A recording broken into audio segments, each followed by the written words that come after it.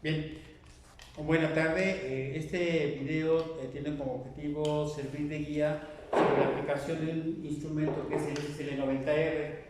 El SL90R es un instrumento que ha sido, en mi caso, de mucha utilidad y esa es la razón por la cual he querido compartírselo con el objetivo de que ustedes sepan sobre el uso de un instrumento que tiene como objetivo evaluar tanto síntomas físicos y emocionales. Este instrumento, el SL90R, consta de 90 preguntas y lo que veremos en esta sesión webinar consistirá tanto en cómo se aplica y también algún elemento que tiene que ver con la interpretación de los resultados, ¿no?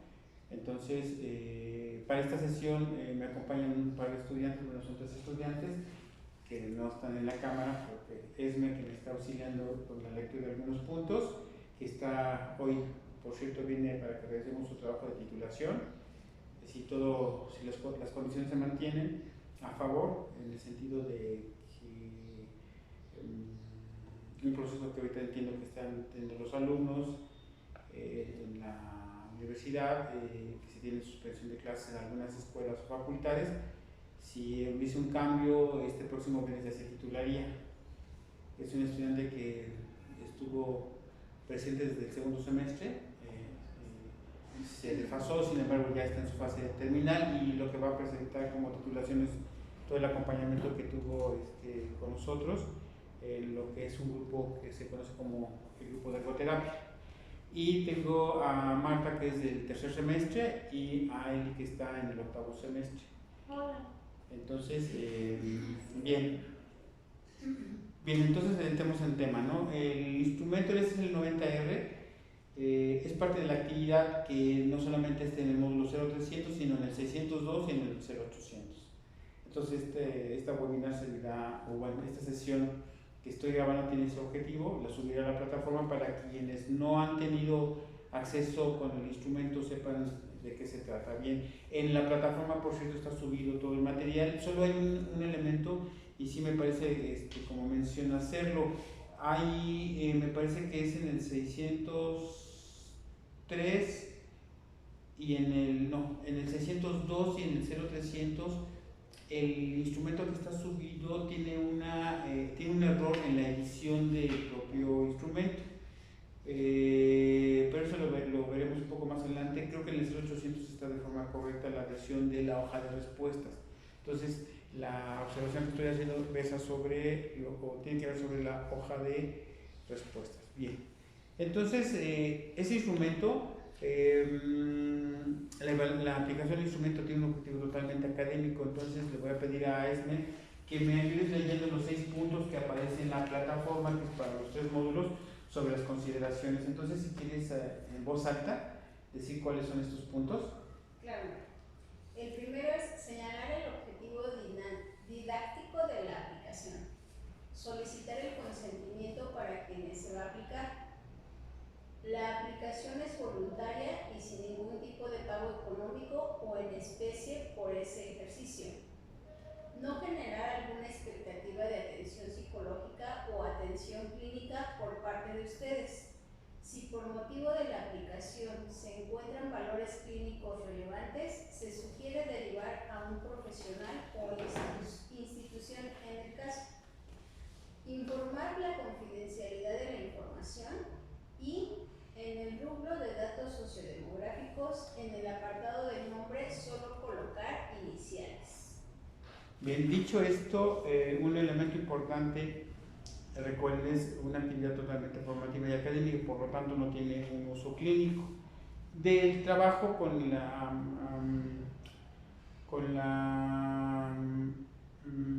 1, primero, teniendo un elemento de base como puede ser un trabajo clínico, este es un instrumento que puede ser de verdad de mucha utilidad para dar a conocer elementos relevantes sobre síntomas físicos y emocionales. Por lo tanto, no hay una finalidad que sea clínica. Sin embargo, de la aplicación es importante que ustedes restituyan el resultado de lo que se está aplicando. Para ello debo decir lo siguiente, un elemento y que tiene que ver con los 6 puntos que ustedes seguramente ya leyeron, es el hecho de que quien lo conteste no tenga una relación significativa con ustedes, es decir, no puede ser un familiar, no puede ser un amigo, no puede ser una pareja, que no sea una persona que tenga eso, el término es un lazo significativo.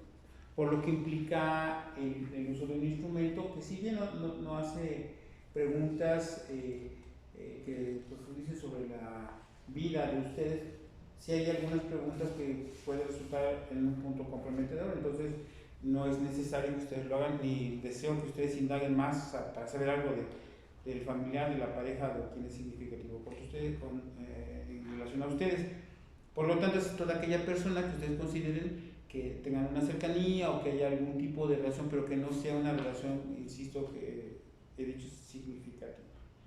Dicho esto, entonces iré con respecto al instrumento. Entonces, tanto Elizabeth como Marta cuentan con el instrumento. Entonces, lo primero que ustedes tienen que, ya me dijo hacia ustedes, es la compilación del nombre tiene que ser en siglas, no tienen que ustedes en la compilación hacer el registro tal cual de la persona, sino tomar las siglas de su nombre, la edad cronológica, la fecha en la que se aplica, y con respecto a los siguientes, que son el primer apartado en el que está construido el instrumento, se conocen como variables sociodemográficas, que es sexo, puede ser hombre o mujer. En este caso nosotros no tenemos interés en conocer sobre el género, por lo tanto queda como únicamente sexo de atribución, hombre o mujer. En educación, esta es una versión que tiene una edición que es hecho en Argentina, por lo tanto, vean, en educación tiene primario incompleto, secundario incompleto, tercero incompleto, con la opción de primaria completa, secundaria completa y terciario o diagonal universitario completo. Entonces, se refiere a terciario con respecto a bachillerato. Entonces, salvo eso, no creo que haya ninguna dificultad en el llenado. Ahorita voy a dar algunos elementos que me parece importante que ustedes conozcan. Con respecto al estado civil, que cojan una opción. Sin embargo, sabemos que o tenemos casos de personas que pueden vivir una condición doble de estar o tres, por ejemplo, pueden haber sido estar divorciadas, pero también pueden estar al mismo tiempo ser viudas. O sea, existe esa condición en una persona. Entonces, aquí no es que una u otra, sino podría ser que dos o tres tengan esa condición. Bien, con respecto a la ocupación, es qué actividad desarrolla, no necesariamente tiene que ser laboral, sino qué actividad desarrolla fundamentalmente el lugar donde ha nacido y el lugar de residencia, que no necesariamente corresponde. Hemos visto cómo hay casos en donde nacieron en Oaxaca y actualmente viven en la Ciudad de México, por ejemplo. ¿Hasta aquí alguna pregunta? No. Bien. Vamos a lo que es la forma en cómo se contesta el cuestionario utilizando lo que se conoce como una escala Likert. Esta escala Likert es una escala que mide valores que implican un grado de respuesta. En este caso, en el SSL90R tenemos 5 posibilidades de respuesta. Nada, y entonces aquí un primer elemento guía corresponde en este caso va a ser 0, perdón. Es 0, nada, muy poco es 1, poco es 2, bastante es 3 y mucho es 4. Esto se conoce como una escala Likert. Si yo tengo, ¿por qué una escala Likert? Una escala Likert lo que nos permite es conocer qué tanto o qué proporción de algo que se explora lo posee una persona.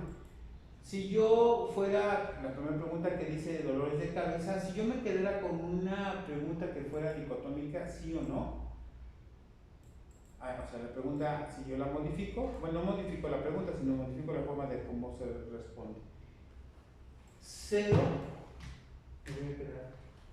voy a hacer este ejercicio. 0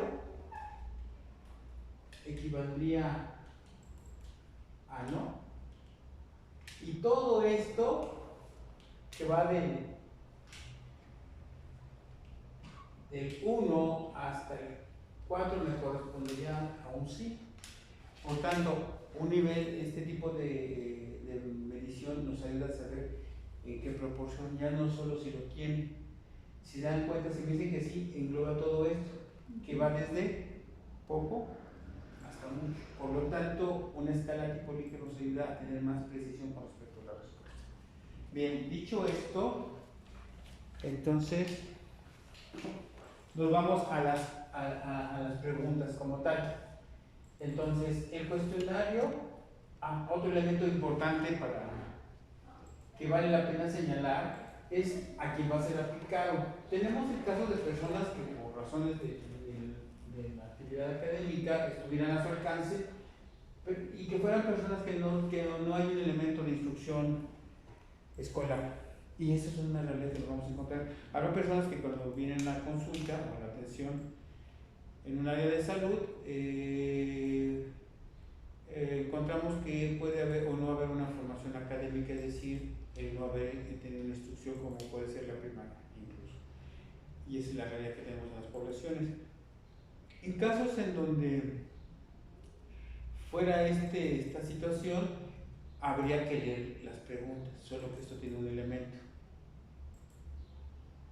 Tendría que haber preferentemente nadie que acompañe a la persona por una razón de estar escuchando las preguntas que están haciendo y que escuche también las respuestas que está emitiendo a quien está aplicando el instrumento. Por el tema de la confidencialidad, entonces lo más recomendable es que no hubiese nadie alrededor. Este instrumento es un instrumento que puede ser aplicado de forma grupal cuando tenemos poblaciones homogéneas, por ejemplo estudiantes o empleados, donde cada quien está en un apartado y lo contesta por su propia cuenta. Pero cuando tenemos una población que pudiera ser con este elemento cultural, ahí ya no la aplicación se complica. Entonces tendremos que personalizar la atención, leer las preguntas. Yo he utilizado en algunos casos que he tenido con pacientes, dado que no hay una familiarización con las formas de calificar como escala Likert, y yo lo que pongo es proporciones, en donde me regreso. Recuerden, es 1, 2, 3 y 4. Aquí lo que hago es como si fuera, justamente utilizo proporciones.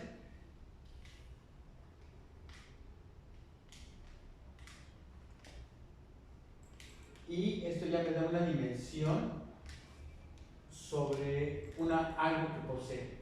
Se dan cuenta y esto me ayuda a visualizar. Hago una gráfica y lo único que les pido es que señalen cuál sería su respuesta y eso a mí me orienta. Entonces utilizo lo que son proporciones para que me ayude a emitir una respuesta. ¿Bien? ¿Hasta aquí alguna duda? No. Bien. Entonces, ¿qué otra cosa? Otro elemento. Me preguntaba, profesor, ¿podemos aplicarlo vía no presencial? Entonces, ¿cómo sería? Uno, a través de un formulario que ustedes utilicen el formulario de Google Form, ahí editen y contesten. Se puede hacer, solo que hay un elemento que yo destaco, que es importante ver a una persona. No necesariamente tendría que ser en vivo y a todo color, podría ser la aplicación a través sincrónico y ustedes ver cómo lo contestan, pero eso no es tan sencillo porque tendrán que rotar la persona que está contestando, rotar su celular o tener una cámara de teléfono que ustedes lo estén viendo, porque es importante ver la parte que tiene que ver con el lenguaje no verbal, que siempre nos da información valiosa, ¿sí? En términos de la actitud ante el cuestionario. ¿Sí? Si es hoy sabemos que tenemos casos donde están en multitareas, pueden estar estudiando, pueden tener la clase y pueden estar almorzando al mismo tiempo y pueden estar haciendo llamadas siempre y cuando apaguen la cámara. Entonces ahí no tenemos dimensión de qué está haciendo, pero está presente. Entonces mi sugerencia pudiera ser que lo contesten, que ustedes examinen el cuestionario y se lo regresen, ¿no? Esa sería una modalidad de cómo ustedes pueden optar, si es que no pueden ustedes estar de forma presencial. Claro, se escapa la posibilidad de que ustedes vean cómo lo resolvieron, ¿no? Lo que sí podrían decir es alguna duda o ser lo suficientemente específicos cuando ustedes dan la indicación de cómo se contesta el cuestionario. ¿Hasta aquí alguna pregunta? No. Bien. No. Vamos directamente. ¿Quieres leer, Eli, la pregunta 25 y si te parece la 52? Marta, por ejemplo, en la 25, ¿qué dice la? La 25 dice, tener miedo a salir solo o sola de mi casa. Entonces, cuando lo empiezan a contestar, tenemos en ocasiones preguntas que nos hacen los informantes con respecto a dudas que tengan. Entonces, mi sugerencia es la siguiente: cuando lo contesten, pídanle que no se detenga, que las dudas las dejaremos al final de las preguntas que consideran que causó ruido o que no se comprendió bien la pregunta, de tal forma que se vayan por las preguntas sencillas. Entonces, las últimas serían, si es que hay preguntas que les costó el trabajo entender la naturaleza de la pregunta. Eso sería una orientación. ¿Hasta aquí? ¿Alguna otra? Bien, vamos ahora. Bueno, lo que se solicita cuando se le pide que conteste es que lo señale con una palomita que distingue. Recuerden que son lo que tiene que ver en cada una de las preguntas. Son 90 preguntas. Y entonces el cuestionario, la hoja ya como tal, si ustedes, esta sección no les resulta difícil, pero cuando ustedes pasan a la siguiente sección, en ocasiones conforme van pasando, se van perdiendo el informante. Entonces, una opción es que lleven una regla para que entonces se pueda guiar y no se pierda con respecto a la pregunta y el lugar donde se dejen las opciones de respuesta. ¿Bien? Entonces, eso sería lo segundo. Lo tercero es que este cuestionario, una vez que está todo resuelto, tiene una ventaja, este tipo de cuestionario, ¿saben? Por una razón. Ya con la pura visualización de cómo lo van contestando, nosotros podemos apreciar la tasa de respuestas, que es, cuando digo tasa de respuestas es como lo fueron contestando. Nosotros podemos tener un primer acercamiento de hacia dónde se inclina la evaluación del instrumento, solo visualmente. Si se carga en este caso hacia la derecha, ya nos está dando un indicador que es de preocupación. ¿Por qué? Porque les diré por qué. O si se carga hacia la izquierda, quiere decir que hay no hay datos clínicos que sean relevantes. Y les voy a decir por qué. Este cuestionario, el SSL-90R, mide severidad. Entonces, las preguntas están formuladas de tal forma que los valores altos en la escala van del lado izquierdo, que sería cuando es mucho, y los valores que serían poco, o digamos, poco significativos o de ausencia de relevancia, donde está la opción de nada. Por lo tanto, valores altos, sintomatología preocupante; valores bajos, ausencia de sintomatología. Entonces, este es un instrumento que tiene mucha facilidad en su interpretación. Bien, entonces, una vez que ustedes lo tienen ya resuelto por el informante, tan solo visualmente ya pueden ver un poco hacia dónde se carga. Si está, como les decía, cargado hacia su lado derecho, entre los valores que sería bastante y mucho, que sería 3 y 4, y hay que revisar las 4 hojas, quiere decir que ya de entrada hay algo que están anunciando clínicamente. Clínicamente ya hay algún elemento que habría que poner atención. Bien, entonces lo que sigue como parte de la actividad con el uso del SSL-90R es calificar. Y vamos a entrar a la parte interesante. Bien, este cuestionario, el SSL-90R, ¿por qué SSL-90R? Las siglas de SSL se refieren a Symptom Checklist. Entonces no es otra cosa más que, como se conoce, una lista de chequeo. Este instrumento por eso tiene esa utilidad. Nos sirve como un instrumento de tamizaje. Recuerden que los instrumentos de tamizaje tienen un objetivo. Eli, ¿tú recuerdas qué es el tamizaje? ¿O cuál es la finalidad de saber sobre el tamizaje? Bueno, Eli o Marta, o inclusive Esmeralda, ¿recuerdan qué es el tamizaje? ¿O recuerdan, digamos, en este contexto de pandemia, qué es el cribaje? ¿Recuerdan esos términos que son términos de uso en la epidemiología, pero que son importantísimos? ¿Recuerdan qué es el tamizaje? ¿Qué consiste el tamizaje? bueno, ustedes dos que han sido mamás seguramente practicaron el tamizaje. Es una muestra de sangre que se le hace al chiquito, ¿no? Para medir, para hacer una medición. Sí, pero existe el más elemental y que no es invasivo, se hace el reflejo patelar. En el pie del pequeño, la pequeña, lo que se hace, se pasa el dedo sobre la planta y si tienen este reflejo, quiere decir que no hay algún elemento de entrada que resulte preocupante, pero si no tiene reflejo patelar, es un elemento de criterio, de tamizaje, hay una sospecha, porque no tiene este reflejo.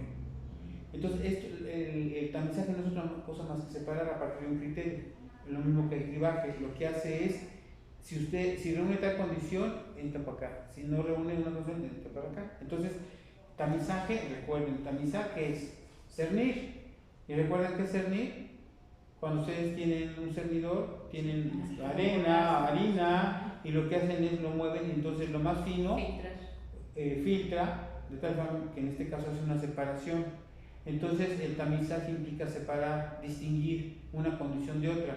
Entonces este instrumento es de tamizaje porque nos permite identificar datos clínicos. En este caso, por ejemplo, lo que hemos observado con esta pandemia, que mucho por ejemplo, del uso del instrumento, y eso es lo que tenemos ahí, es un estudio que estoy haciendo, que pronto, cuando hice una presentación, hablando de forma general, tengo que yo tener más especificidad y en breve daré resultados con respecto a quien lo ha solicitado de la aplicación del SCN-90R en contexto COVID, asociado con tipo de afrontamiento y con estrés académico. Esta condición COVID, por supuesto que puso en una condición, y entonces el uso del instrumento SCN-90R es útil, porque nos permite saber si hay algún elemento clínico que sea relevante en la vida en este momento de una persona. Otro elemento que se me escapa tiene una temporalidad, este instrumento lo pide en la última semana. En la última semana o en los últimos 7 días, como te encuentras, entonces sí, es importante situar.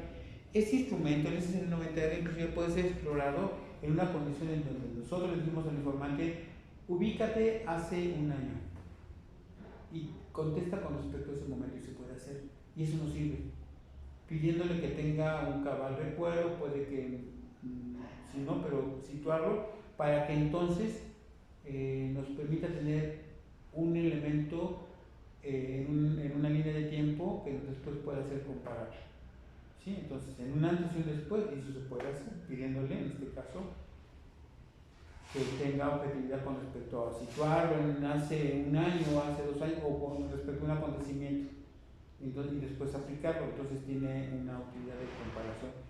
Y entonces, y dicho esto, voy a adelantar un dato. Este instrumento no tiene, como lo verán en esta versión que está, ustedes no tienen que usar datos normativos, es decir, no tienen que hacer el uso de las tablas que vienen hasta atrás, que además es una población argentina, y son jóvenes, si no me equivoco.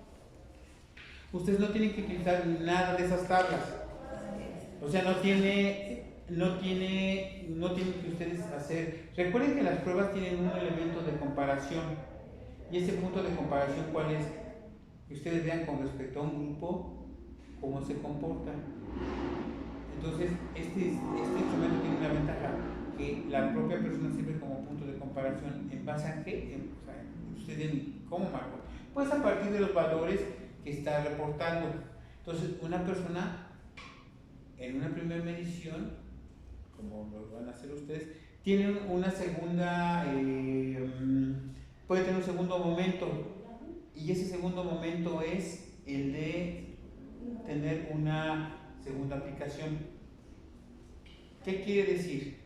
Que en esa segunda aplicación algo pasó en ese tiempo, que puede ser la intervención que ustedes están desarrollando, o algo que se hizo, un taller, un curso. A eso me refiero con la variable que está, la variable interventora. Estoy hablando ya de un diseño, un pre y un post, donde hay un inicio que se conoce como línea base, después se desarrolla algo y después se ve el valor. ¿Cuál sería aquí el elemento central? Saber si hay una modificación con respecto a la evaluación inicial y con respecto a la segunda evaluación. ¿Me explico? En este caso, saber si algo que hicimos disminuyó de forma importante o significativa o en qué proporción los síntomas físicos y emocionales. Entonces, ese es un instrumento que es de seguimiento con respecto a la propia persona, es decir, sirve como su propio control, como su propio grupo testigo también, como se conoce. Bien, por lo tanto, en esta aplicación no se requiere que ustedes consulten los baremos, o sea, los grupos normativos. Recuerden que un baremo o los grupos normativos no hacen más que comparar los datos que se sacó, en este caso, con una distribución normal, ¿no? En donde estos son el grupo entra en una medición donde estos son valores que son los extremos, valores que ya no son tan extremos, y es todo el promedio, digamos, es lo que interesa mucho, ¿no?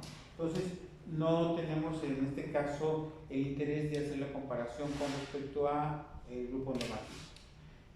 Bien, entonces vayamos ¿les parece? Eli, te pido un favor, haz una pausa para que entonces pasemos ya a una aplicación. Voy a tener un cuestionario que esté resuelto para que ustedes vean y hagamos el cálculo de los valores. Entonces traeré dos ejemplos muy concretos para que de ahí pasemos a la interpretación. Bien, continuaremos y entonces en este caso lo que haremos sobre un caso real de un paciente, veremos la forma como se califican cada una de las 9 subescalas clínicas. Debo decirles algo, en la versión que tiene, si no me equivoco, el 0300 y el 602, hay una hoja de respuestas y esta hoja de respuesta tiene un error. El error viene en lo que es la escala de ansiedad fóbica. Ahí nos hace falta la pregunta número 70. Entonces ustedes miran en la hoja de respuesta, me voy a acercar. Eli, puedes observar. Acércate, ponte aquí atrás. Tú me dices si se alcanza a ver. No, hay que acercarle un poquito más. Ok. Ándele, di. Entonces, en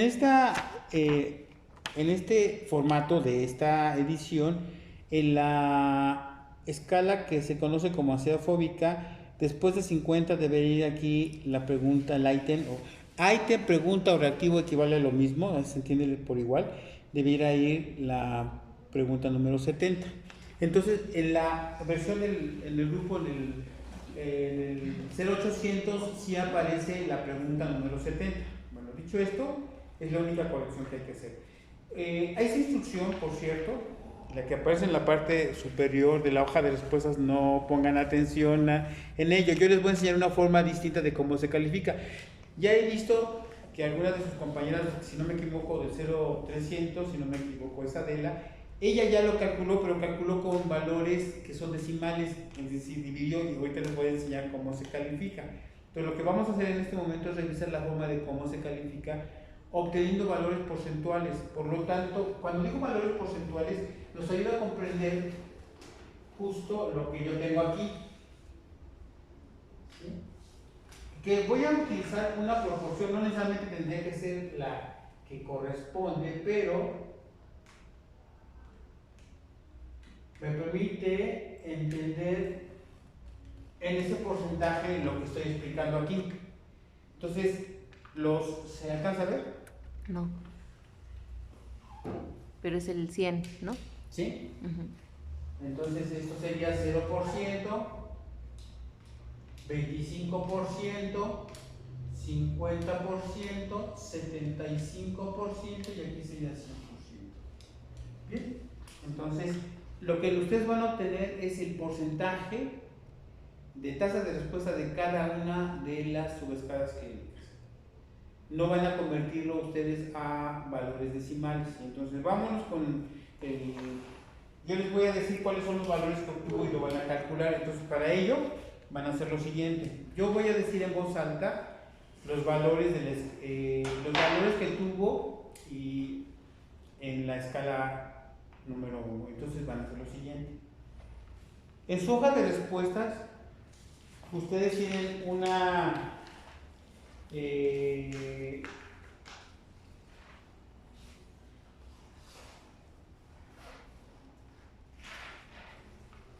en la hoja de respuestas ustedes tienen puntos que son continuos después de, por ejemplo, en la pregunta número 1, en somatización después de 1 hay unos puntitos y luego sigue la pregunta número 4. Bien. Ustedes lo que van a hacer es van a colocar en esos puntitos, van a colocar los valores que yo les voy a dar. ¿Sí? Entonces lo voy a hacer de tal forma que ustedes también lo puedan hacer, lo voy a hacer con calma. Bien, entonces en la pregunta número 1 voy a decir el número, después voy a decir pregunta número 2 y voy a decir el número. De tal forma que lo haremos hasta la pregunta número 49, que es la última pregunta, no, hasta el número 58. Esta primera subescala tiene 12 preguntas. ¿Son 12? Son 2, 4, 6, 8, 10, 12. Sí, son 12. Bien, entonces les voy a dar los valores. Bien, ustedes lo que van a hacer es sumar por cada una de las preguntas el valor que fue dado. Bien, entonces en la pregunta número 1, 0. En la pregunta número 4, 0. En la pregunta número 12, 0. En la pregunta número 27, 0. En la pregunta 40, el número 1. En la pregunta número 42, 4. En la pregunta 48, 2. Y en la pregunta 49, 2. En la pregunta 52 es 0. En la pregunta 53 es 0. En la pregunta 56 es 4. Y en la pregunta 58 es 1. Lo que ustedes tendrán que hacer es hacer la sumatoria de cada uno de los valores que se colocó en cada una de las respuestas. ¿Cuánto es? 14. 14, muy bien. Entonces pongan atención, porque esto va a ser para cada una de las subescalas. Y entonces lo primero que tienen que saber es que, por ejemplo, la obtención del porcentaje está en función de la cantidad de preguntas, reactivos o ítem, de cuál está compuesta la subescala. Por ejemplo, somatizaciones tiene 12 preguntas. El valor máximo que alcanza cada una de las preguntas, recuerden lo que acabo de decir, que es un instrumento que mide severidad. Por lo tanto, elevar al máximo el porcentaje o el valor de lo que es las respuestas, quiere decir que pone en aprietos a un caso, a quien lo contesta, pero nos permite saber que ese es el máximo de valor. En otras palabras, si yo tengo 12 preguntas y el valor de cada una de ellas es 4, ¿cuánto será 12 por 4? 48. 48 representa el valor máximo que tiene como valor esa escala. Por lo tanto, 48 equivale al 100%. Por lo tanto, si 48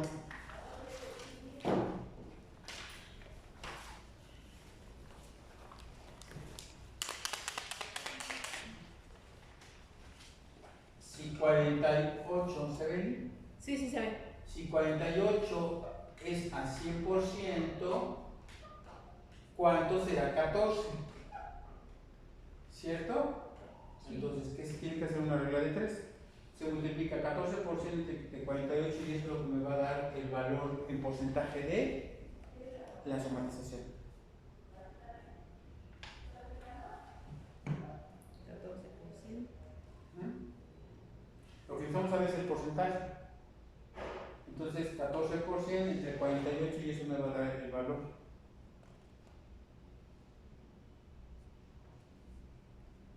Es 29, ¿cierto?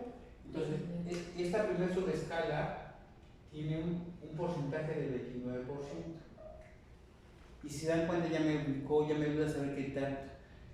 Una tercera parte de lo que reportó este paciente muestra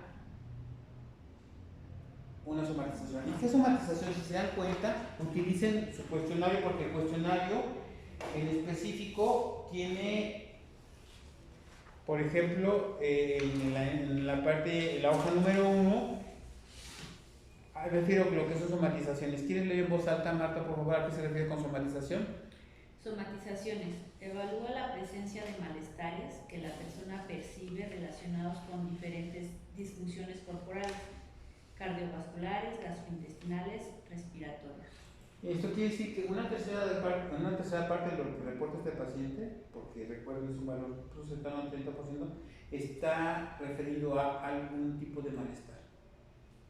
No es mucho, pero es algo que es importante no desconocer, no obviar. Habrá que indagar, ¿no? Algo, por ejemplo, que tenga que ver con problemas gastrointestinales, con algún dolor en específico. Ahí, por eso este instrumento tiene una importancia en términos de explorar. Nos permite ya algún elemento que nos permite después empezar a profundizar con respecto a algún aspecto. Vamos con la segunda subescala. La segunda subescala, ¿cuántas preguntas tiene Eli? 10. ¿Qué es obsesiones y compulsiones?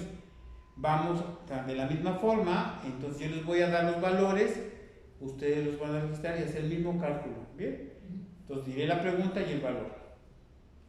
Obsesiones y compulsiones. Pregunta 3, 0.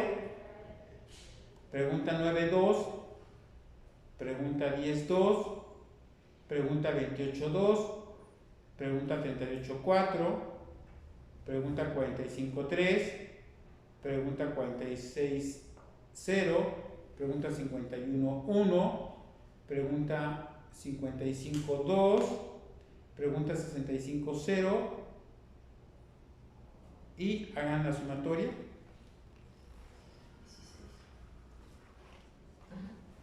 16. 16 fue el valor. Sí. Correcto. Entonces, si 16 es el valor, eso es lo que habrá que efectivamente calcular, ¿no? Ahora, pongan atención, ya no va a ser sobre el 48. ¿Por qué razón? ¿Cuántas preguntas fueron? 10. 10. Entonces, ¿por cuántos va a ser multiplicado el valor máximo de 4? Por 10, entonces 40. Esto sería equivalente a 40, ¿sí? Que será para esta escala. Entonces, para cada escala se tiene que calcular en función de el número de reactivos que comprende. Entonces, aquí fue 16, 14 o 16. 16. 16, ¿cuánto es 16? No por 48, sino por 40, que equivale al 100%. Porque fueron 10 preguntas, son 10 preguntas, el valor máximo de cada pregunta es 4. 10 por 4 es 40, pues 40 es el 100%. ¿Cuánto será el 16%? De 40, regla de 3, 16% entre 40. Y el valor va a ser de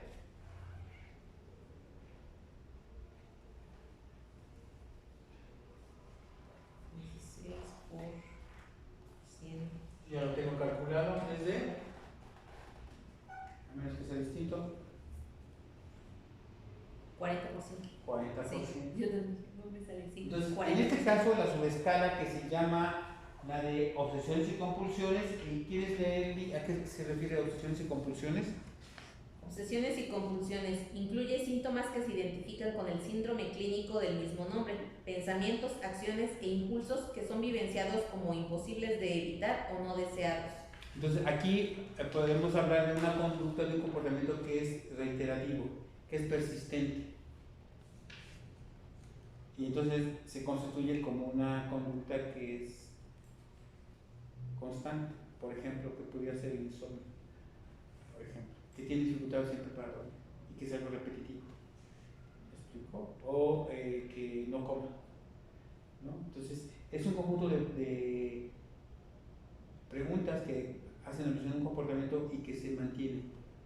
Es algo que está constante. Él refiere que tiene un porcentaje del 40%. No llega a la mitad, pero supera el tercio. Entonces, lo cual es algo que puede ser un poco significativo.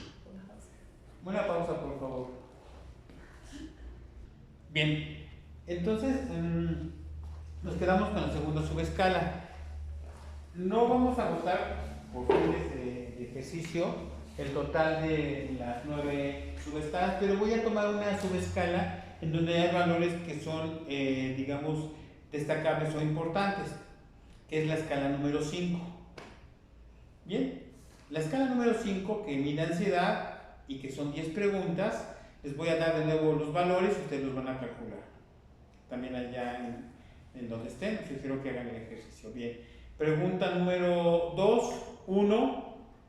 Pregunta número 17, 2. Pregunta 23, 2. Pregunta 33, 2. Pregunta 39, 2. Pregunta 57, 4. Pregunta 72, 2. Pregunta 78, 1. pregunta 82 y pregunta 86.2.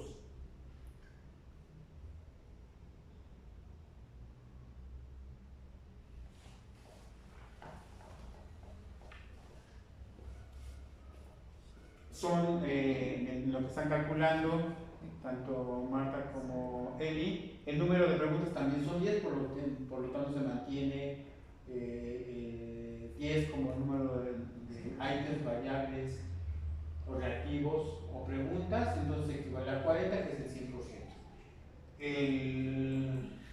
La sumatoria total de esa la sumatoria total fue de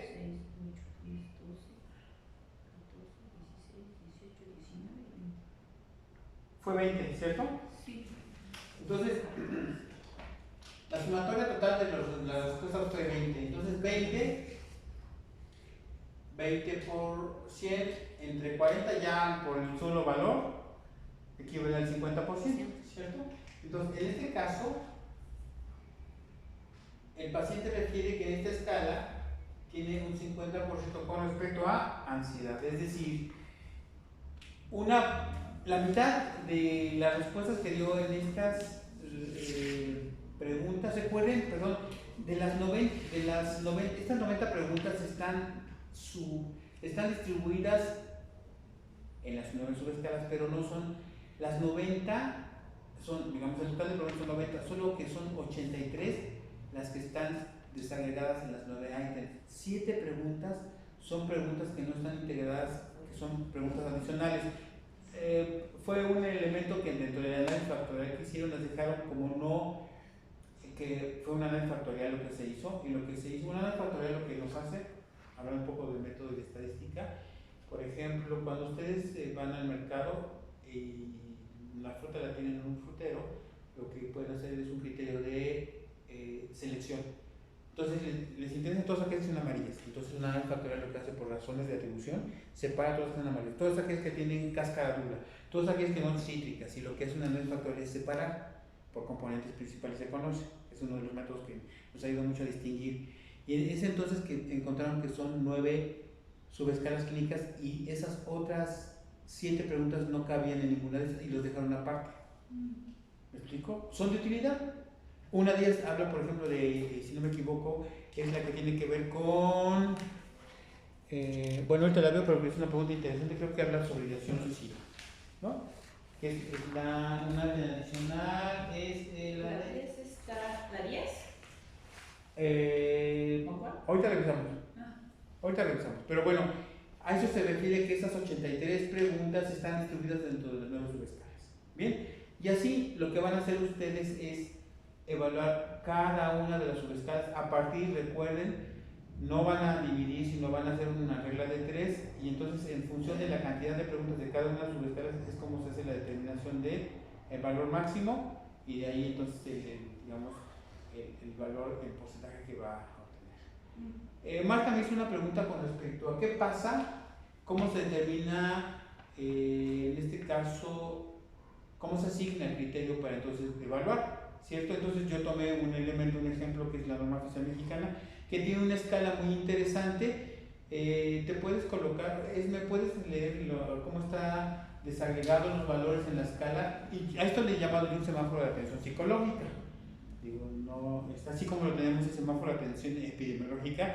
Al conocer estos instrumentos se me ocurrió poner una escala, es un semáforo de atención psicológica. Entonces tenemos valores que van de muy alto, alto, medio, bajo y nulo. Correcto, y eso con qué está asociado, lo puso como el riesgo. Niveles de riesgo psicosocial. Ok, entonces aquí ocupa lo mismo, serían los niveles de riesgo clínico, que serían como los tiene, como, ¿cuáles son los niveles? Muy alto, alto, medio, bajo y nulo. De la misma forma, eso es lo que vamos a hacer. Eso queda pendiente porque lo que voy a establecer es el porcentaje, porque sí me interesa hacer la distribución normal para que ustedes lo vean, pero eso va a ser en otra parte. Por lo pronto, esto que ustedes están haciendo les enseñará cómo aplicar y cómo calificar el instrumento. Allá, con lo que ustedes escucharon, ya puede haber un elemento de interpretación, pero eso lo voy a hacer ahora que regresemos, seguramente el viernes, completo con la parte de que son los criterios de cómo se califica, cómo se redacta digamos, el resultado. ¿Hasta aquí hay alguna pregunta? No. ¿Habrá sido claro? Sí. Bien, entonces, pues sigo en contacto con ustedes y no se preocupen por sus evaluaciones y sus calificaciones, por favor. Tómenlo con calma. Que estén bien, hasta luego.